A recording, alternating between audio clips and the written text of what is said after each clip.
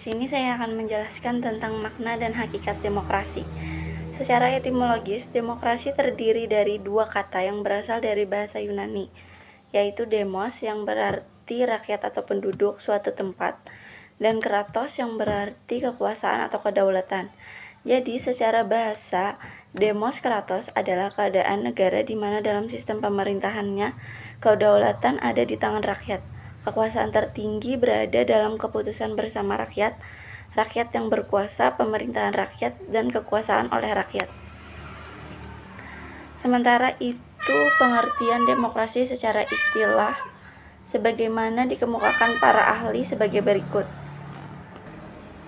Menurut Joseph Smeater, demokrasi merupakan suatu perencanaan institusional untuk mencapai keputusan politik di mana individu-individu memperoleh kekuasaan untuk memutuskan cara perjuangan kompetitif atas suara rakyat. Menurut Sidney Hawk, demokrasi adalah bentuk pemerintahan di mana keputusan pemerintah yang penting secara langsung atau tidak langsung didasarkan pada kesepakatan mayoritas yang diberikan secara bebas dari rakyat dewasa. Sedangkan menurut Philip C. Smeater dan Terry Lynn Carr menyatakan demokrasi sebagai suatu sistem pemerintahan di mana pemerintahan diminta tanggung jawab atas tindakan-tindakan mereka di wilayah publik oleh warga negara yang bertindak secara langsung melalui kompetisi dan kerjasama dengan para wakil mereka yang terpilih. Sedangkan menurut Henry B. Mayo mengatakan demokrasi sebagai sistem politik merupakan suatu sistem yang menunjukkan bahwa kebijakan umum ditentukan atas dasar mayoritas oleh wakil-wakil yang diawasi.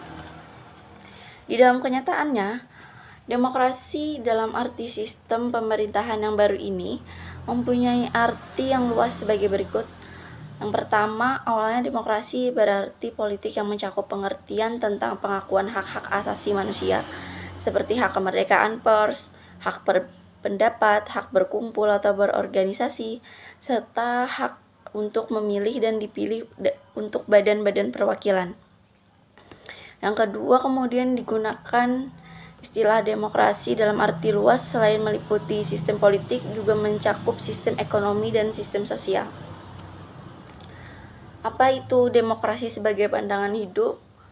Karena itu demokrasi memerlukan usaha nyata setiap warga dan perangkat pendukungnya, yaitu budaya yang kondusif sebagai manifestasi dari suatu mindset, kerangka berpikir, dan setting sosial, rancangan masyarakat. Bentuk konkret dari manifestasi tersebut adalah dijadikan demokrasi sebagai way of life, pandangan hidup, dalam seluk-beluk sendi kehidupan bernegara, baik oleh rakyat maupun oleh pemerintah. Norma-norma yang menjadi pandangan hidup demokratis tersebut adalah: yang pertama, pentingnya kesadaran akan pluralisme; yang kedua, musyawarah; yang ketiga, pertimbangan moral; yang keempat, pemufakatan yang jujur dan sehat; yang kelima, pemenuhan segi-segi ekonomi; yang keenam, kerjasama antar warga masyarakat dan sikap mempercayai itikad baik masing-masing; yang ketujuh, pandangan hidup demokratis harus dijadikan unsur-unsur yang menyatu dengan sistem pemerintahan. Unsur penegak demokrasi. Tegaknya demokrasi sebagai sebuah tata kehidupan sosial dan sistem politik sangat bergantung kepada tegaknya unsur penopang demokrasi itu sendiri. Unsur-unsur yang dapat menopang tegaknya demokrasi antara lain negara hukum, masyarakat madani, dan infrastruktur politik. Model-model demokrasi. Model demokrasi yaitu sebagai berikut. Yang pertama, demokrasi liberal. Dapat diartikan sebagai demokrasi yang didasarkan pada hak-hak individu. Yang kedua, demokrasi terpimpin. Adalah sebuah sistem demokrasi yang seluruh keputusan serta pemikiran berpusat pada pemimpin negara. Yang ketiga, demokrasi sosial. Adalah gerakan politik yang menganjurkan transisi terhadap bertahap dan damai dari kapitalisme ke sosialisme melalui cara-cara demokrasi. Demokrasi partisipasi yang menekankan pada hubungan timbal balik antara penguasa dan yang dikuasai.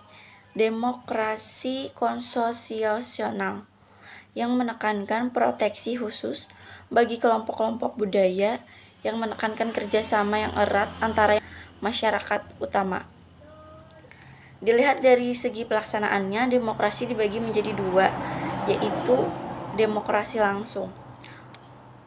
Demokrasi langsung merupakan paham demokrasi yang mengikut sertakan setiap warga negara dalam permusyawaratan menentukan kebijaksanaan umum negara.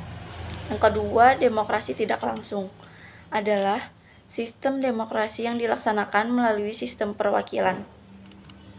Kesimpulan, pengertian demokrasi dapat dipilih dari tinjauan bahasa dan istilah. Demokrasi tidak akan datang, tumbuh, dan berkembang dengan sendirinya dalam kehidupan bermasyarakat, berbangsa, dan bernegara. Karena itu, demokrasi memerlukan usaha nyata setiap warga dan perangkat pendukungnya, yaitu budaya yang kondusif sebagai manifestasi atau sebagai suatu mindset dan setting sosial. Tegaknya demokrasi sebagai sebuah tata kehidupan sosial dan sistem politik sangat bergantung kepada tegaknya unsur penopang demokrasi itu sendiri. Model-model demokrasi yaitu sebagai berikut: demokrasi liberal, demokrasi terpimpin, demokrasi sosial, demokrasi partisipasi, dan demokrasi konstitusional. Dilihat dari segi pelaksanaannya, demokrasi dibagi menjadi dua, yaitu demokrasi langsung dan demokrasi tidak langsung. Sekian dari saya.